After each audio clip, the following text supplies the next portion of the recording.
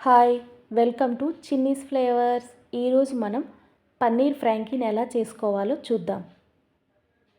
పన్నీర్లో proteins, vitamins, minerals ఉంటాయి. ముఖ్యంగా వెజిటేరియన్స్కి protein సోర్స్గా బాగా ఉపయోగపడుతుంది.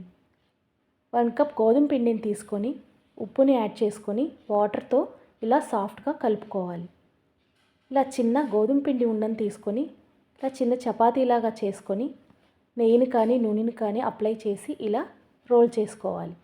ఇలా చపాతీని చేసుకోవడం వలన చపాతీలు సాఫ్ట్గా వస్తాయి. ఇలా పల్చగా చపాతీలన్నీ చేసుకొని పక్కన పెట్టుకోవాలి.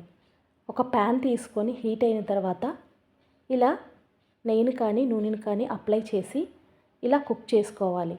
ఇప్పుడు క్యాబేజ్, క్యాప్సికమ్, ఆనియన్స్ని ఇలా పొడవు ముక్కలుగా కట్ చేసుకోవాలి.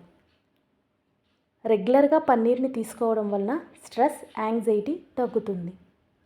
క్యారెట్ని తీసుకొని ఇలా తురుముకోవాలి.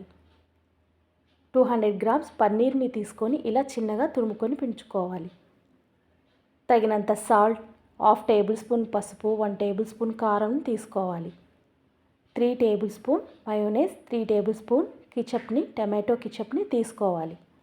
ఇప్పుడు బాండీ తీసుకొని హీట్ అయిన తర్వాత 3 టేబుల్ స్పూన్ నూనెని వేసుకొని క్యాప్సికమ్, క్యాబేజ్, క్యారెట్, పన్నీర్ని వేసుకొని బాగా మిక్స్ చేసుకొని తగినంత సాల్ట్, కారం, పసుపుని కూడా యాడ్ చేసుకొని బాగా కలుపుకోవాలి.